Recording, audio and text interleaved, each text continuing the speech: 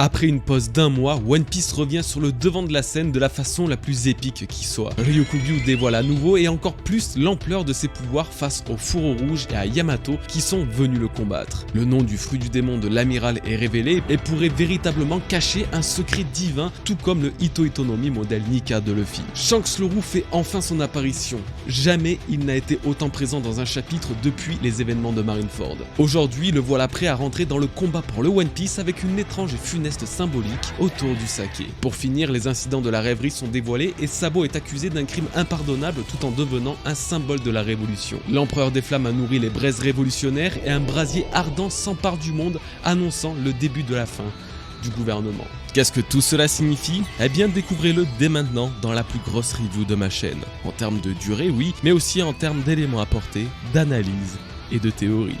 Yo les bros, c'est Goji. C'est un honneur et un plaisir sans fin de vous retrouver aujourd'hui pour la review du tant attendu et du déjà légendaire chapitre 1054. Comme vous le voyez, cette review sera également en partie en facecam comme la précédente, tout simplement car en lire vos retours, vous avez beaucoup aimé ce format. Moi, ça me permet de bosser plus vite et donc de produire encore plus.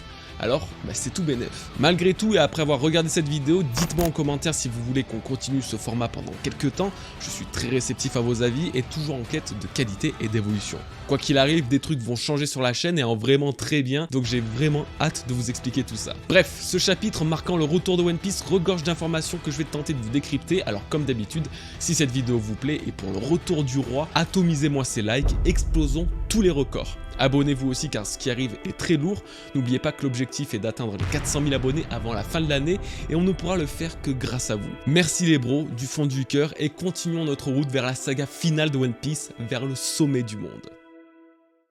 Cette review sera divisée en 3 parties, Ryukugyu versus les Fourreaux Rouges, Shanks le Roux près de Wano Kuni et évidemment les retombées de la rêverie et l'influence de Sabo, l'empereur des flammes. Tout naturellement, nous allons commencer par Ryukugyu contre les Fourreaux et le moins que l'on puisse dire c'est que One Piece nous offre une reprise absolument légendaire. Rappelez-vous, dans le dernier chapitre, Ryukugyu débarquait sur Wano Kuni et avait pris d'assaut Udon, là où se trouvaient Queen et King.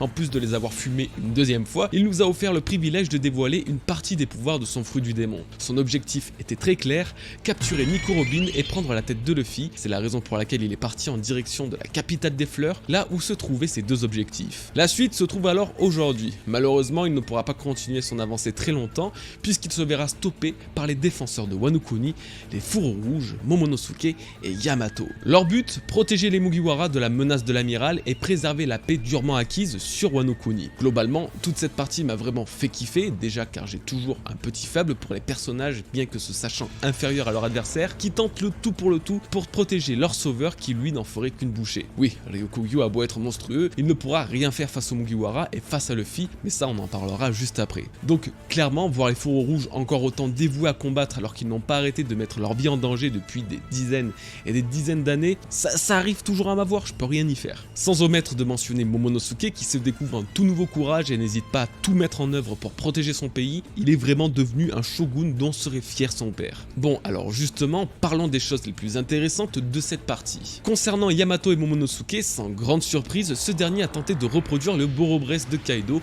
En vain, c'est encore une preuve, une sorte de foreshadow, que lorsque nous reverrons Momonosuke plus tard, il parviendra à exécuter cette technique avec succès. Il est normal qu'il ait échoué dans ce chapitre, mais c'est surtout un clin d'œil d'Oda pour nous dire « T'inquiète, dans quelques centaines de chapitres, il vous prouvera pourquoi c'est le plus grand shogun de Wano Kuni ». Il semble également vouloir gérer Ryukugyu seul. Bon. Là, il n'y a pas 40 scénarios, soit il se fait exploser, soit quelqu'un vient le sauver, soit il conclut un espèce d'accord avec lui. C'est surtout dans ce qu'il dit à Yamato, reste en dehors de ça. Il n'y a pas de raison que sa volonté ne soit pas respectée, surtout quand on sait que c'est l'honneur d'un samouraï qui rentre en jeu. D'un autre côté, Momonosuke n'a strictement aucune chance de le vaincre. Donc soit Ryukugyu va le snobber, soit ils vont négocier, ou alors en dernier recours, quelqu'un interviendra. Yamato quant à elle semble déjà avoir surpris l'amiral, déjà de par sa puissance, mais également par son statut de fils de Kaido. Le monde extérieur n'était peut-être pas au courant et c'est assez normal puisque Yamato a toujours été enfermé sur Wano Kuni, un pays lui-même isolationniste. Kaido a donc caché son enfant au monde. En tout cas, l'apparition de la prétendue future Mugiwara m'a une fois de plus donné l'impression qu'elle ne rejoindra pas l'équipage. Oui, bah oui, en même temps, la voir aux côtés des fourreaux rouges, de Momonosuke, défendre Wano Kuni du mal extérieur, si finalement elle se rendait compte que le pays ne pourrait pas assurer sa sécurité seule face à la menace du monde. Ryokugyu en est l'exemple parfait, parmi ceux qui l'ont affronté, elle est la seule à avoir pu faire un minimum quelque chose contre lui. Donc je me rabâche un peu, mais je me sens obligé, tant qu'elle n'est pas sur le bateau, rien n'est acté, alors par pitié ne vous faites pas trop de faux espoirs les potes. Et pourtant, vous savez à quel point j'aimerais qu'elle soit Mugiwara. Venons-en au véritable sujet de cette première partie, le plus passionnant, Ryokugyu. Autant je n'avais pas une hype immense à son sujet avant son apparition, autant ce personnage a réussi à me passionner en seulement 2 chapitres. Déjà dans son discours, puisqu'on peut réussir à mieux cerner sa justice, ce qui semble se situer entre celle de Fujitora et celle d'Akainu, il a de la compréhension et comprend l'injustice du monde, mais veut et doit faire le travail pour lequel il est missionné malgré tout. Contrairement aux 2 autres, il a cependant l'air de reconnaître plus facilement le rôle des Tenryubito et leur statut de dieu du monde, ce qui est une première pour un amiral qui ne leur porte généralement pas beaucoup d'intérêt. Mais ce qui m'a précisément passionné le concernant, c'est son fruit du démon. Dans la dernière review du chapitre 1053, je vous expliquais qu'il pouvait cacher un secret absolument ouf. Ryokugyu aurait les pouvoirs du dieu de la forêt. Le dieu de la forêt cité sur Skypiea, au même titre que le dieu du soleil. Et aujourd'hui, nous découvrons que le nom de son fruit du démon n'est nul autre que le Mori Mori no Mi, le fruit du démon de la forêt, et plus précisément le Logia de la forêt. Alors j'étais comme un fou en découvrant ça. Ma théorie tient la route et c'est pas terminé. Si vous vous souvenez bien de ce que je disais, pour moi, les dieux invoqués dans le rituel des Shandia étaient des êtres puissants et mythiques ayant existé et servant au bon fonctionnement du monde. Leur rôle serait de réparer, compenser les erreurs des humains et ainsi garder un équilibre autour de la vie. C'est là où la théorie devient encore plus intéressante. Chacun de ces dieux se sont transformés en un fruit du démon afin que leur pouvoir soit hérité dans le futur et que leur rôle soit assuré à l'avenir. Luffy aurait donc hérité des pouvoirs du dieu soleil, le dieu ultime qui libère les esclaves et s'évertue à ce que l'aube se lève tous les jours sur le monde. Ryokugyu aurait hérité des pouvoirs du dieu de la forêt et redonnerait la vie grâce aux végétaux, là où elle ne se trouve plus, là où elle a été détruite. Leur rôle à tous les deux sur Wano Kuni aura donc été à la fois de libérer le pays de l'esclavagisme, de lever le soleil, ainsi que de restaurer la faune et la flore d'autrefois sur ces terres arides et désolées. Ryokugyu lui-même le dit aujourd'hui, il est la nature elle-même, le père de toute vie comme la mère. Ce pouvoir, cette incarnation, c'est totalement une puissance que l'on attribuerait à un être divin. C'était ça ma théorie, mais j'ai également dit que si on suivait le schéma de Luffy, alors Ryokugyu aurait lui aussi un Zoan mythique du nom du dieu de la forêt. Problème, il dit avoir un Logia. Comment faire? Eh bien, si Oda dit qu'il a un Logia, c'est qu'il a un Logia, et je vais pas commencer à tout contester. Mais souvenez-vous, on a cru pendant 25 piges que Luffy avait un Paramecia pour apprendre tout l'inverse il y a seulement quelques mois. Surtout que le Logia d'Aramaki, le taureau vert, semble assez spécial contrairement à tous les autres. En effet, il ne représente pas un élément intangible comme le feu, la foudre ou le magma, lui il est carrément la forêt et se transforme en un arbre. Le seul Logia semblant autant tangible, c'est le Yami Yami de Barbe Noire qui est bien spécifié comme étant spécial justement car contrairement aux autres, il ne rend pas le corps de Teach intangible. Du coup je me demande si Aramaki n'est pas réellement un Zoan mythique. Gardez en tête que tous les Zoan mythiques, sans exception, ont la particularité de posséder 2 pouvoirs. Le premier, un pouvoir de Zoan, de transformation animale, et le deuxième, un pouvoir similaire à un Logia ou un Paramecia. Exemple, Marco est un phénix, mais est intangible avec le feu d'un Logia. Kaido est un dragon, mais a les pouvoirs des éléments. Et bien sûr, Luffy est Nika et a des pouvoirs d'élasticité. Donc il n'est pas impossible ni improbable d'imaginer que Ryokugyu a le Zoan d'un ancien dieu de la forêt et qu'il a les pouvoirs d'un Logia de la nature sans être réellement intangible. Surtout que l'apparence qu'il a lorsqu'il attaque et en particulier ses cheveux ressemblent étrangement à ceux de Luffy dans sa forme Nika. Est-ce vraiment une coïncidence? Suis-je trop influencé par ma théorie? Je reste malgré tout sur ce scénario. La rencontre avec Luffy pourrait alors être des plus intéressantes dans ce cas-là, le dieu du soleil contre le dieu de la forêt, une connexion pourrait exister ou se faire ressentir, comme si leurs fruits du démon s'harmonisaient en se retrouvant. Rappelez-vous qu'aucun amiral n'a gagné ou perdu en rencontrant pour la première fois les Mugiwara. Systématiquement, ils finissaient par se quitter sans donner suite à leur combat. Et s'il arrivait la même chose avec Luffy et Aramaki, que tous les deux, en se voyant, comprennent qu'ils font partie du même cercle, ceux des dieux protecteurs du monde. Bien sûr, même si la théorie se veut alléchante, j'ai quand même du mal à imaginer qu'un tel personnage se trouve chez la marine, dans la gueule du loup, mais après tout, pourquoi pas. Pour ce qui est des autres dieux, dieu de la pluie et dieu de la terre, j'avoue avoir seulement une petite idée de ce dernier. En effet, la terre a été un véritable culte d'admiration tension sur Skypiea. Les habitants se l'arrachaient et même une simple sculpture de terre était considérée comme un objet divin. Il faudra alors se pencher sur cette piste pour mieux comprendre et cerner ce dieu. Bon, dans tous les cas, si vous voulez une théorie sur ces êtres divins, sur toute cette histoire, dites-le moi en commentaire. L'histoire m'a vraiment chauffé, je pense que ça s'est senti et je pense qu'on pourrait faire un truc vraiment très sympa. Pour conclure cette partie, eh bien que Ryokugyu soit un dieu ou non, il reste malgré tout, à mon humble avis, inférieur à Luffy, donc à aucun moment on peut craindre une défaite sur ce point-là. En tout cas et encore une fois, je suis curieux et impatient de découvrir les secrets que cache ce nouveau personnage et ses mystérieux pouvoirs. Wow, j'arrive pas à réaliser ce que je vais dire là, mais parlons de Shanks et de sa présence au large de Wano Kuni. Des années que je parle d'une apparition de Shanks à Wano Kuni à la fin de l'arc, et nous y sommes enfin, sans Barbe Noire effectivement, mais quand même. Le roux est là, à quelques kilomètres de Luffy. Depuis Marineford, il n'a jamais été aussi proche de lui, et depuis Marineford, nous ne l'avons pas vu aussi longtemps dans un chapitre. Ce qui n'a pas changé, c'est que tout son équipage souhaite revoir Luffy, tous sauf lui. Bon, avant de trop se disperser, on va reprendre point par point. Yasop, lui, toujours pas prêt de revoir Usopp alors que ça fait 20 ans qu'il a abandonné. Bon, j'avoue que le frérot, il m'a fait quand même bien rire, lui et son rôle de père, ça lui passe vraiment au-dessus. C'est du jamais vu en termes d'irresponsabilité dans One Piece, vraiment. Beaucoup plus intéressant, Shanks repense à l'acquisition du Gomu Gomu no Mi après avoir observé la nouvelle prime de Luffy. Et c'est marrant parce que c'est exactement à la scène près ce que j'avais prévu dans la review du chapitre 1053. Ce qui m'intéresse, c'est de connaître la réaction qu'auront certains personnages en le découvrant sous sa forme du Gear 5, sous sa forme Nika. Shanks va-t-il reconnaître Nika de la prophétie? Va-t-il faire le lien avec le Gomu Gomu no Mi volé et comprendre qu'il est enfin éveillé? Est-ce que c'est du coup le temps pour lui de le rencontrer enfin après toutes ces années? Et effectivement, j'étais pas loin du compte puisque nous le voyons attaquer le navire de guerre de la marine et se confronter face à un jeune Husu. Directement, on comprend très vite que son objectif était de récupérer le misérable fruit du démon que transportait le membre du Cypher Pole pour que le flashback continue avec le moment où Shanks sauve la vie à Luffy. Ce petit enchaînement semble alors bel et bien confirmer que Shanks n'a pas choisi ce fruit du démon au hasard. Le but n'était pas d'en retirer de l'argent mais bien de le protéger et l'emmener vers son futur propriétaire, Luffy. L'année dernière, lorsque le chapitre 1017 est sorti, révélant ainsi un début de l'histoire du Gomu Gomu no Mi et qu'il était recherché et transporté par le gouvernement, ma théorie à ce sujet s'est très vite orientée vers Shanks. Il n'y a presque plus aucun doute possible, Shanks est un messager. Le Gomu Gomu no Mi l'intéressait car il connaissait sa véritable nature et identité et tout ça grâce à la prophétie de Goldie Roger. Si une partie du futur était inscrite sur le Rio Poneglyphe final mentionnant l'apparition d'un jeune homme sous les traits du dieu soleil Nika, alors Roger a sûrement confié à Shanks de le trouver et de le guider. C'est pourquoi il a été prêt à sacrifier son bras sur East Blue, c'est pourquoi il s'est rendu sur Marineford là où il risquait de mourir, et c'est peut-être même pourquoi il était là au large de Wano Kuni dans le but de le sauver si son combat contre Kaido venait à tourner mal. Il sait que Luffy est la clé et c'est Roger qui lui a dit après avoir découvert la véritable histoire sur Laftel. On comprend d'autant mieux pourquoi Shanks lui a légué son chapeau de paille. Ce symbole si spécial scellait la confiance qu'il avait en Luffy et la promesse de ce dernier à s'élever au titre de grand pirate. Autre point notable et qui m'a interpellé, les rumeurs concernant Luffy qu'a entendu l'équipage de Shanks. Oui, tous ne le connaissent pas forcément, depuis les événements d'East Blue du premier chapitre, l'équipage de Shanks a recruté de nouvelles têtes n'ayant aucune idée du lien entre lui, leur capitaine, et Luffy.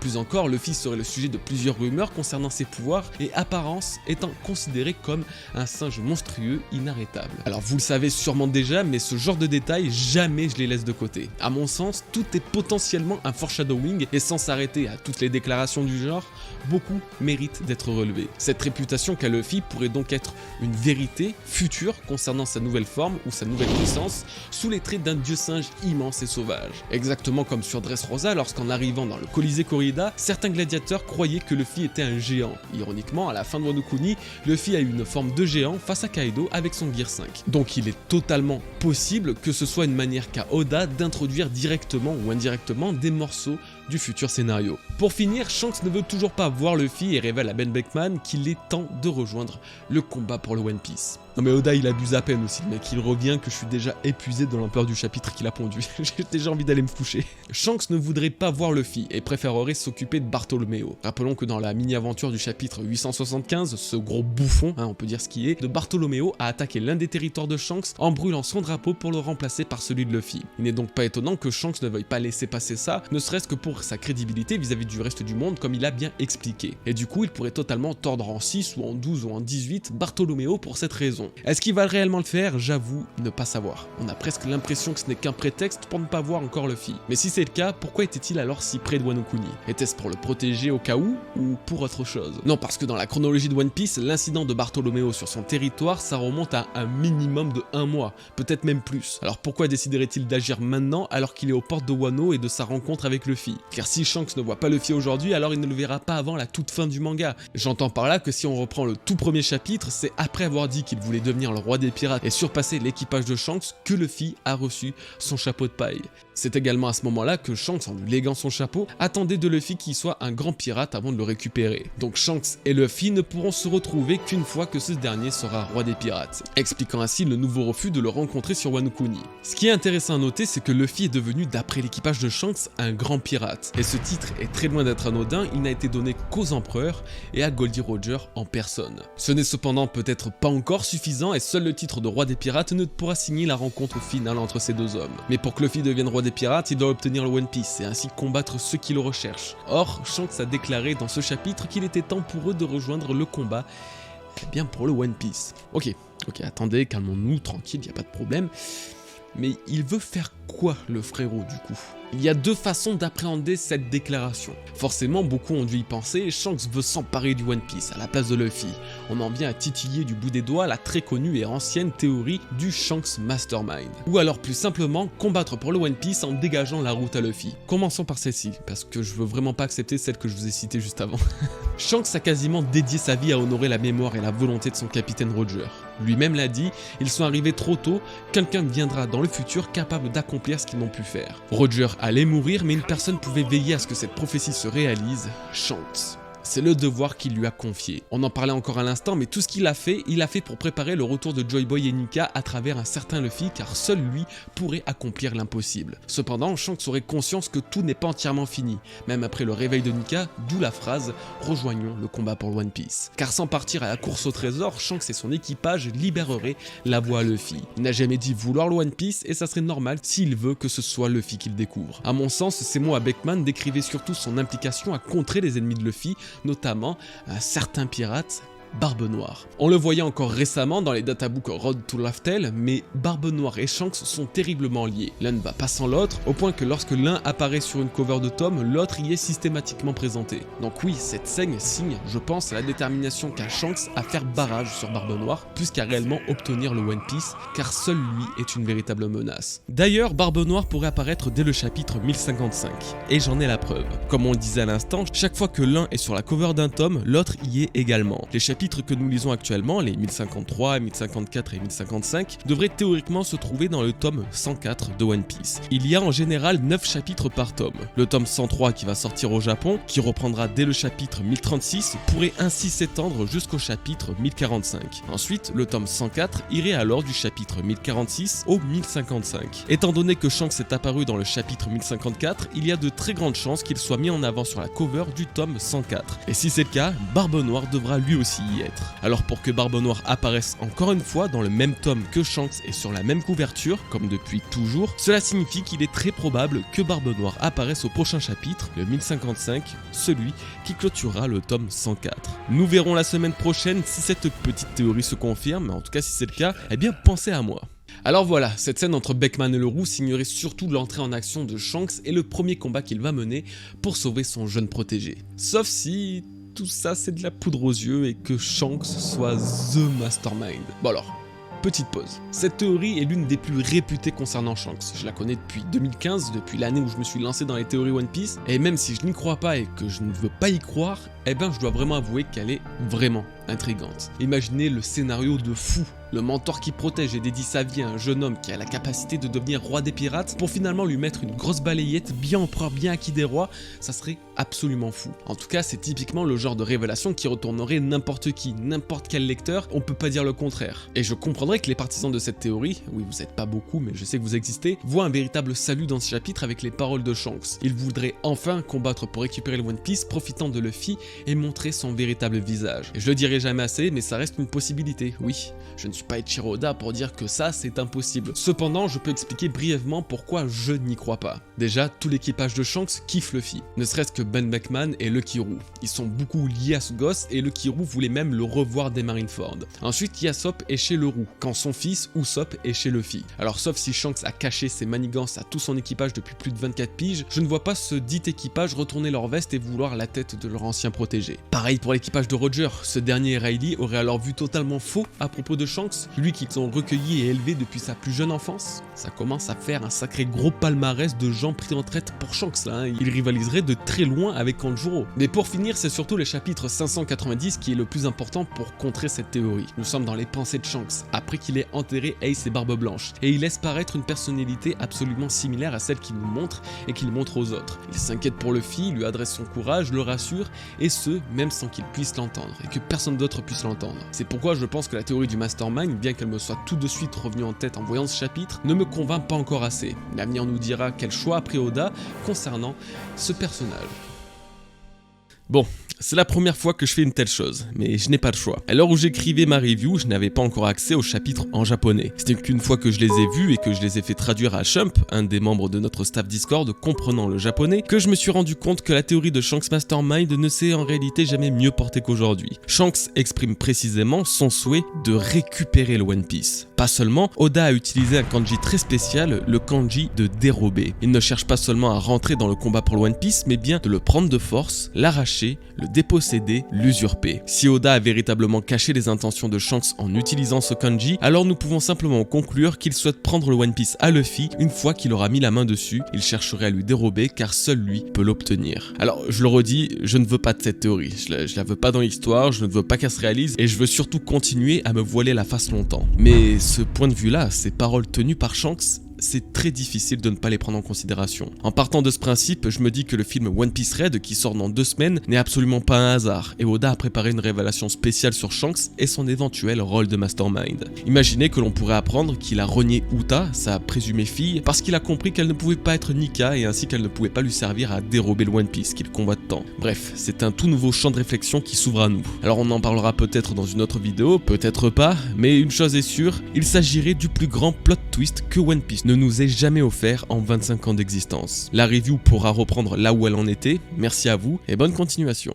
En tout cas, pour conclure cette grande partie sur Shanks, cette scène du saké cache à mon sens une très grande symbolique que je viens tout juste de remarquer. Le partage du saké mène à la mort. Cette scène que nous voyons là, nous l'avons vécue à plusieurs reprises dans One Piece. Ace et Sabo scellant leur fraternité, Roger et Barbe Blanche signant la fin de leur rivalité, ou même Ace et Yamato marquant le début d'une amitié. Étrangement, à chaque fois et quelques temps après, l'un d'eux perdra la vie. Sabo a été déclaré et considéré comme mort pendant des années, Roger a été exécuté seulement quelques temps après, et Yamato n'a plus revu Ace après son départ puisqu'il perdra la vie sur Marineford. Là, il ne s'agit que de la moitié des exemples et je peux aller encore beaucoup plus loin. Barbe Blanche et Shanks ont partagé une coupe de saké et le grand Edward Newgate est mort une centaine de chapitres plus loin. Et Lelouch s'est donné la mort en buvant une coupe de saké tout en trinquant indirectement avec Korea. Sans omettre de mentionner Orochi, mort peu de temps avant d'avoir trinqué au saké, et Big Mom et Kaido considérés également comme décédés après avoir scellé une alliance en échangeant du saké. Il faut avouer que ça fait beaucoup de coïncidences. Est-ce que ça signifie nécessairement que chaque personne qui boira du saké périra dans les jours à venir? Non, évidemment, mais on ne peut pas fermer les yeux sur toutes les fois où c'est arrivé. Et puis le saké est au cœur même de la chanson emblématique de One Piece et des pirates, Binks no Sake, le saké de Binks. Dans son dernier couplet, après avoir livré le saké de Binks, il est dit que peu importe qui que tu sois, tu deviendras un jour un Tados. Serait-ce donc une façon de relier cette boisson à la mort? Alors vous voyez où je veux en venir, les paroles de Shanks et cette scène de partage du saké seraient ni plus ni moins que le début de la fin. Une symbolique qu'il partage avec tous les autres personnages ayant célébré un événement avec du saké et décédant quelques temps après. Espérons simplement que ce ne soit pas de mauvais augure pour la grande flotte de Luffy. Nous arrivons enfin à la partie finale, la partie concernant Sabo et tout ce qui l'entoure. Bon, il y a beaucoup d'infos encore une fois à traiter, alors je vais tenter de résumer assez simplement. Kuruma, chef du service des enquêtes criminelles de la marine, dévoile son rapport concernant Sabo. En effet, ce dernier a créé un véritable raz-de-marée dans le monde après avoir tué Cobra, le roi d'Alabasta, membre des 20 rois fondateurs du gouvernement mondial. Plus encore, il se serait enfui avec les autres révolutionnaires, dont Kuma, qu'ils ont libéré avec succès. En parallèle, San Carlos, le noble ayant tenté de quitter kidnappé Shirahoshi, a subi une tentative de meurtre et Sainte Miosgard, celui qui s'est interposé, a aidé le suspect à s'échapper sans qu'on sache de qui il s'agit. Pour finir, il est dit que Sabo serait celui tirant toutes les ficelles autour de cet incident et que la révolution des 8 nations a pris place visant le retour des leaders mondiaux. Sabo est depuis considéré presque comme un dieu et son influence aurait même dépassé celle du commandant suprême des révolutionnaires, Monkey D. Dragon le rebelle. Pour finir, Akainu apparaît dans son bureau face à l'océan et déclare qu'il va tous les fumer parce qu'il en a ras le cul de ces merdeux. Non, ça c'était pas dans le chapitre, mais c'est exactement ce qu'il voulait dire, je vous assure. Je vais pas spécialement m'attarder sur Kuroma car je sais que Nina prépare une assez grosse partie sur lui dans sa review, donc j'en profite pour vous inviter à aller la checker et donner de la force. Le lien de sa vidéo est en description. Commençons par le commencement, Sabo. Nous avons le fin mot de l'histoire concernant la grande tragédie de la rêverie. Enfin, en partie car on se doute que Sabo n'a pas réellement tué Cobra, bien que ce dernier semble véritablement décédé. Pour rappel, dans le chapitre 956, une nouvelle annonçait un drame s'étant produit pendant la rêverie et Sabo ainsi que le royaume Nefertari étaient en cause. On n'avait pas plus d'infos mais on en déduisait que Sabo était annoncé mort. Il se trouve finalement inculpé du meurtre de Cobra. Évidemment, ça paraît surréaliste, Sabo n'est pas un assassin et le raid des révolutionnaires sur Marie-Joise avait encore moins comme objectif de tuer un roi comme en témoigne leur réunion improvisée, expliquant concrètement qu'ils voulaient sauver Kuma. Il s'agirait tout simplement d'une manipulation. Cobra est mort, oui, mais pas par Sabo, par le gouvernement mondial. Le Gorosei et même Im avaient dans leur viseur la famille Nefertari, déjà car ils se posaient trop de questions au sujet du monde, mais aussi car ils sont considérés comme des traîtres aux yeux des autres nobles célestes. J'avais d'ailleurs mentionné ce scénario il y a 2 ans et il faut croire que j'étais pas loin du but.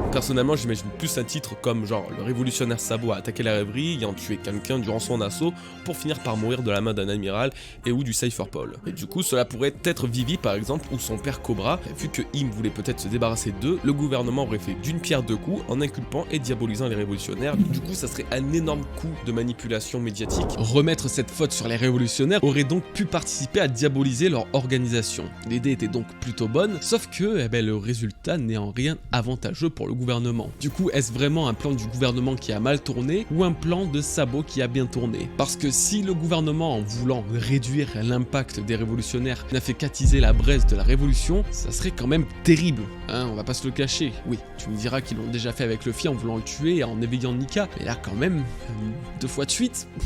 D'un autre côté, Sabo n'aurait pas pu procéder à un tel acte, ne serait-ce que pour Luffy qui a lui-même sauvé Cobra et sa fille est considérée comme une Mugiwara. D'ailleurs, même les plus proches de lui savent très bien qu'il n'aurait jamais pu faire une telle chose, à en juger la réaction des révolutionnaires, ce qui confirme que le but de leur présence n'était en aucun cas un attentat, mais bien un sauvetage, le sauvetage de Kuma. Et puis n'oublions pas que le gouvernement a déjà envoyé des assassins pour supprimer une menace, comme ça a été le cas avec Doflamingo sur Impel Down qui a failli être assassiné et donc que Magellan devait protéger. Preuve de plus que le gouvernement sait très bien assassiner les gens quand il faut. Alors vers quel scénario se pencher? C'est très difficile, vraiment. Tout peut correspondre, même si j'ai tendance à penser que le gouvernement cherchait à en finir avec les Nefertari et les révolutionnaires étaient la parfaite excuse. Enfin presque. Et puis ultimement, il s'agit peut-être simplement que d'un leurre. Un coup monté volontairement par Sabo pour créer une révolution mondiale. Cobra serait vivant, il aurait fait croire à sa mort et aurait disparu avec Vivi pour les mettre en sécurité. L'hypothèse n'est absolument pas à mettre de côté. En continuant avec Sabo, il devient ainsi une véritable icône de la révolution au point que son portrait soit placardé dans de nombreuses îles du monde. Le jeune révolutionnaire se voit doté d'un nouveau surnom,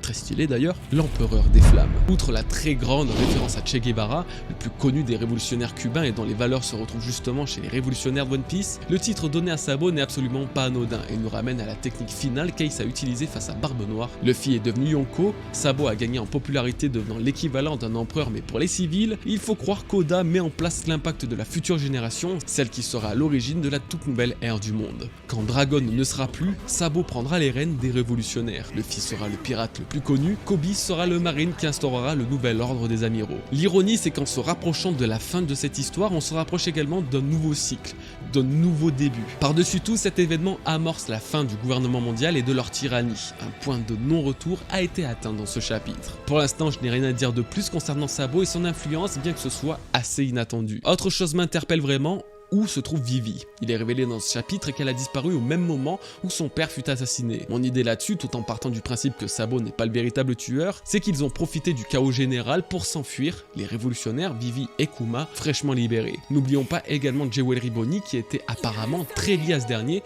tout en étant présente sur Marie-Joise au moment de l'assaut des révolutionnaires. Il n'est donc absolument pas impossible qu'elle ait utilisé son pouvoir pour venir en aide à Kuma et au groupe de Sabo. Peu importe les moyens, Vivi est sans doute avec Sabo Sabo et ils se sont enfuis. C'est ma seule presque certitude que j'ai de ce chapitre. J'ai pensé à ce que Kuma les déplace grâce à son pouvoir, mais il est censé avoir perdu l'esprit, ce qui risque de rendre difficile un quelconque voyage avec son fruit. Toujours concernant Vivi, une phrase bien précise dite par Akainu a cependant attiré toute mon attention. Alabasta est sûrement en désordre. Bon, les traductions risquent de changer, mais je pense qu'Alabasta est dans un chaos total et Barbe Noire pourrait en être la cause. Vous allez très vite comprendre pourquoi, car c'est très simple. On sait qu'il y a eu 3 événements marquants durant la rêverie. Un événement concernant Sabo et le roi Cobra, l'abolition des Shichibukai et la tentative d'assassinat des Tenryubito. Si on revient à ces 3 déclarations qui ont été connues des personnages de One Piece, mais pas de nous, on peut alors tenter de comprendre ce que désirait Barbe Noire dans cette liste avant que la marine ne s'en empare. Ça n'a sûrement aucun lien avec les Tenryubito, en tout cas on n'a aucune raison de le penser pour l'instant. C'est possiblement lié à un des Shichibukai, Barbe Noire aurait voulu s'emparer de l'un de leurs pouvoirs ou de l'un de leurs territoires, allez, pourquoi pas. Mais c'est également possible que cela concerne Alabasta et son poneglyphe. Je vous en parlais il y a 2 semaines dans la vidéo analyse des 2 databooks Road to Laftel. Barbe Noire aurait pu profiter de la news concernant le royaume d'Alabasta et du désordre suite à l'assassinat de son roi pour y aller et s'emparer du poneglyphe qui va le mener directement à Pluton, l'arme antique. Si Crocodile a découvert une telle information, pourquoi pas Barbe Noire? Il se serait alors rué dans le royaume des sables pour tenter de percer les secrets du bateau capable de détruire une île entière. Ça colle plutôt bien avec sa soif de pouvoir et de puissance et ça correspond à la réponse des news qu'il lisait dans le chapitre 956. Ainsi, Alabasta serait tombé sous le contrôle de Barbe Noire qui aurait enfin la possibilité, tout comme Luffy, de lire les poneglyphes grâce à un membre de son équipage et serait désormais en route vers Wano Kuni pour s'emparer de l'arme antique Pluton. Le scénario est parfait à mon sens. Teach continuerait d'augmenter sa puissance et peut-être qu'en se dirigeant vers Wano Kuni, il croiserait la route de Shanks qui l'attendrait. Comme tout le reste, ce n'est qu'une théorie, les possibilités sont multiples, mais avouez-le, ça a déclenché une petite étincelle de hype dans vos cœurs. Pour finir, qu'en est-il de la tentative d'assassinat de San Carlos? Souvenez-vous, c'est le Tenryubito qui a mangé une patate de l'espace par Luffy sur l'archipel Sabaody. Il a également mangé un Raimehake Echo Plus de Myosgard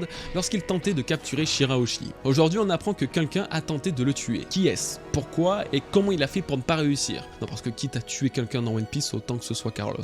Eh bien, si ce n'est que Myosgard a aidé le suspect à s'échapper, on n'a 0 indice à ce sujet. Les tentatives d'assassinat, elles ne sont généralement pas perpétrées par les gentils dans One Piece, donc ce n'est ni la faute de Luffy, ni les princesses qui ont tenté une telle chose. Il se peut que ce soit un des agents des rois des différents pays affiliés au gouvernement mondial, un esclave qui s'est rebellé. Je dois avouer vraiment n'avoir strictement aucune idée là-dessus, il me faut peut-être encore un petit peu de recul pour proposer une théorie potable. Il faut dire que cette review était particulièrement chargée, le monde change à une vitesse fulgurante entre les événements de Wano Kuni avec la présence de Ryokugyu et son ordre de capturer les Mugiwara, ou même encore l'apparition de Shanks et sa prise de parole concernant le One Piece, sans oublier tout ce qu'on vient de voir au sujet de la rêverie et Sabo qui a chamboulé le monde entier. Jamais One Piece n'a vécu des événements rendant l'histoire aussi instable, non pas qu'Oda ne sait pas où il va, mais plutôt que nous ne savons pas où il va. En tout cas, vous pouvez compter sur moi la semaine prochaine encore pour tenter humblement de percer les derniers mystères que nous réserve cette œuvre légendaire.